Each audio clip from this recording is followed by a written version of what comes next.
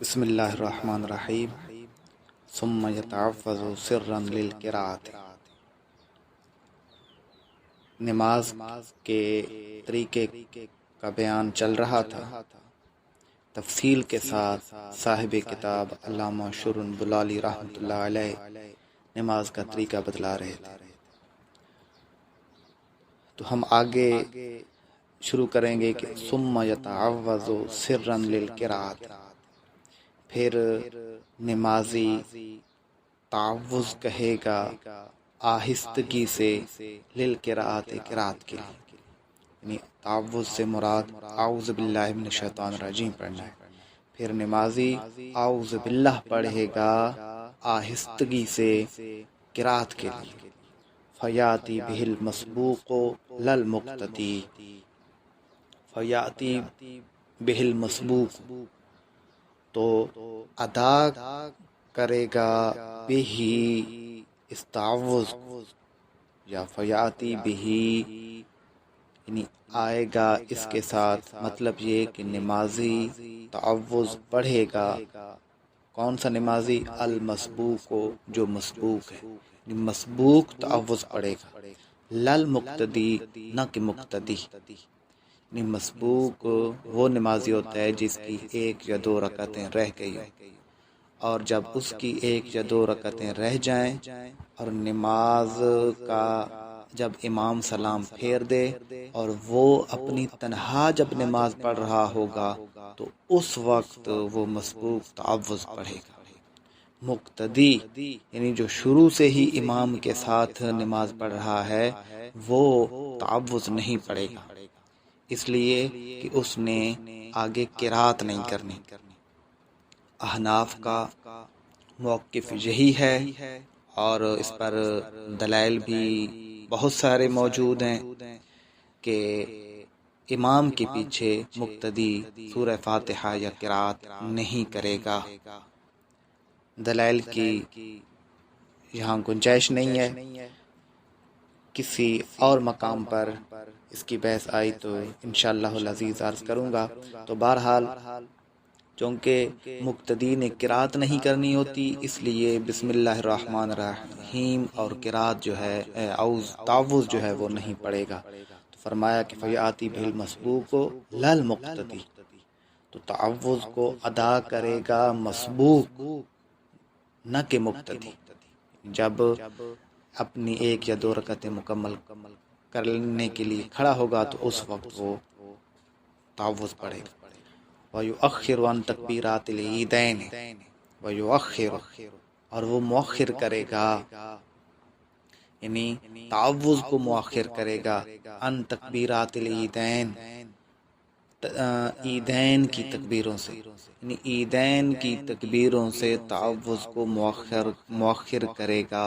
مطلب یہ کہ جب عیدین کی تکبیریں کہی جائیں گی تو ولا الہ غیرک کے بعد تکبیریں کہی جائیں گی، اور اس کے بعد جب عیدین کی تکبیریں یعنی پہلی رکعت میں جب جو 3 تکبیریں پڑھی جاتی ہیں ثنا کے بعد، تو تکبیروں کے بعد پھر تعوذ پڑھا جائے گا۔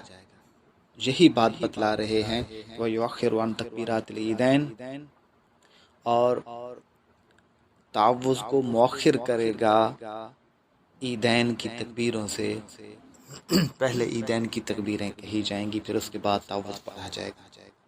ثم یسمی سرا، پھر تسمیہ کہے گا سرا آہستگی سے، یعنی بسم اللہ الرحمن الرحیم آہستہ پڑھے گا۔ ویسمی فی کل رکعت قبل الفاتحہ فقط، اور تسمیہ کہے گا بسم اللہ پڑھے گا فی کل رکعت، ہر رکعت میں قبل الفاتحہ سورہ فاتحہ سے پہلے، فقط صرف، یعنی اور بسم اللہ پڑھے گا ہر رکعت میں سورہ فاتحہ سے پہلے، صرف یعنی صرف سورہ فاتحہ سے پہلے بسم اللہ الرحمن الرحیم پڑھے گا۔ یہ فقط کہہ کر بتلانا یہ چاہتے ہیں کہ سورہ فاتحہ کے بعد سورت کے شروع میں تسمیہ نہیں پڑھا جائے گا، یہ سنت نہیں ہے۔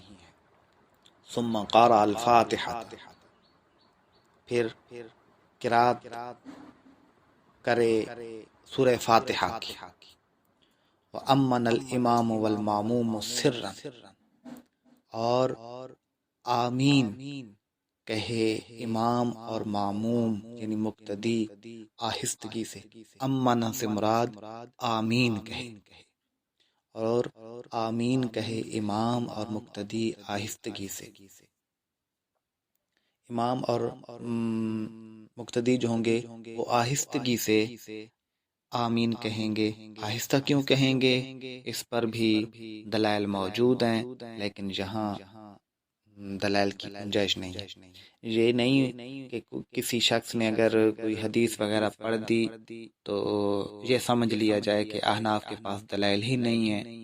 اگر تلاش کریں گے تو بہت ساری جگہوں پر بہت سارے مصنفین نے آمین کو آہستہ کہنے پر احادیث سے، قرآن سے استدلال کر کے اور اجماع و قیاس سے اس بات کو ثابت کیا ہے کہ آمین آہستہ کہنی چاہیے۔ ثم قرأ سورۃ او ثلاث آیات، پھر قرات کرے کوئی سورت او ثلاث آیات یا 3 آیت، یعنی پھر قرات کرے گا آمین کہنے کے بعد قرات کرے گا۔ ثم کبر راکعا مطمئنا مصویا راسه بعجزه آخذا رکبتیہ بیدیہ مفرجا اصابعہ، پھر تکبیر کہے راکعا یعنی رکوع کے لیے، رکوع کے لیے تکبیر کہے اس حال میں کہ وہ مطمئن ہو، یعنی اطمینان کے ساتھ رکوع کرنے کے لیے تکبیر کہے، اور جب رکوع کے لیے تکبیر کہے گا تو جیسے ہی جھکنا شروع کرے اس وقت وہ تکبیر کہنا شروع کرے۔ ثم کبر راکعا، پھر تکبیر کہے رکوع کرنے کے لیے، مطمئنا اس حال میں رکوع کرے کہ وہ مطمئن ہو جائے، مسویا راسہ، اور اس حال میں کہ وہ برابر کرنے والا ہو اپنا سر بعجزہ اپنی رانوں کے ساتھ، یعنی اس کا سر اس کی رانوں کے برابر ہو، مطلب یہ کہ نہ بہت زیادہ جھکا ہوا ہو اور نہ بہت زیادہ اٹھا ہوا ہو، اس کی رانوں کے برابر، اور آخذاً رکبتیہ، اور اس حال میں رکوع کرے کہ وہ پکڑنے والا ہو اپنے گھٹنوں کو بیدیہ اپنے دونوں ہاتھوں کے ساتھ، مفرجاً اصابعہ اس حالت میں کہ اپنی انگلیوں کو کھولے ہوئے، یعنی جب ہاتھوں کو گھٹنوں پر رکھے تو اپنی انگلیاں ملائی نہیں بلکہ کھلی رکھے۔ وسبح فیہ ثلاثا، اور تسبیح کہے فیہ رکوع میں ثلاثا 3 مرتبہ، وذالک ادنیٰ، اور یہ 3 مرتبہ تسبیح کہنا یہ رکوع کا ادنا طریقہ ہے، مطلب یہ کہ یہ کم سے کم ہے، 5-7 مرتبہ بھی کہا جا سکتا ہے، لیکن امام کے لیے 5 مرتبہ مستحب ہے، 5 سے زیادہ امام کو نہیں کہنا چاہیے۔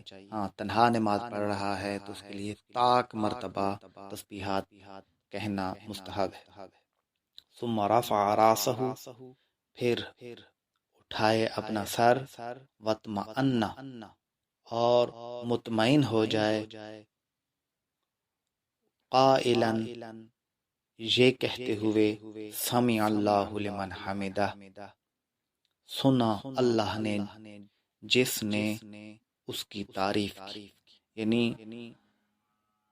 جب قوما کرے تو قومے کی حالت میں اطمینان کر لے، یعنی تسلی کے ساتھ قوما کر لے، پھر قوما کی حالت میں جب اطمینان کے ساتھ کھڑا ہو جائے تو سمع اللہ لمن حمدہ کہے۔ یہاں سوال یہ پیدا ہوتا ہے کہ جو شخص اللہ تعالیٰ کی تعریف نہ کرے، اللہ تعالیٰ تو اس کی بھی سننے والا ہے، ہر چیز سننے والا ہے، تو سمع اللہ لمن حمدہ، جس نے اس کی تعریف کی تو اللہ تعالیٰ نے سنی۔ جہاں علماء فرماتے ہیں سمع یعنی سننے سے مراد قبول کرنا ہے، جس شخص نے اللہ کی حمد کی، اللہ تعالیٰ نے اس کی حمد کو اپنی بارگاہ میں قبول فرما لی۔ ربنا لک الحمد بھی کہے، اے ہمارے رب، تیرے لیے ہے حمد، تیرے لیے ہے تعریفیں۔ تو یہ رکوع کے بعد قوما میں کہے گا، اور افضل یہ ہے کہ اللہم ربنا ولک الحمد کہا جائے، یعنی ربنا لک الحمد کی جگہ اللہم ربنا ولک الحمد کہا جائے۔ بہرحال ربنا لک الحمد بھی کہا جا سکتا ہے، لو اماما او منفرد۔ اور یہ کون کہے گا؟ سمع اللہ لمن حمدہ ربنا لک الحمد، لو اماما او منفرد، اگر امام ہو یا منفرد ہو، یعنی تنہا ہو، اکیلا نماز پڑھنے والا۔ امام بھی یہ دونوں کہے گا اور منفرد بھی یہ دونوں چیزیں کہے گا۔ والمقتدی یکتفی بالتحمید، اور مقتدی یعنی جو امام کے پیچھے نماز پڑھ رہا ہے، یکتفی بالتحمید، وہ اکتفا کرے گا تحمید کے ساتھ، یعنی مقتدی صرف ربنا لک الحمد کہے گا، سمع اللہ لمن حمدہ،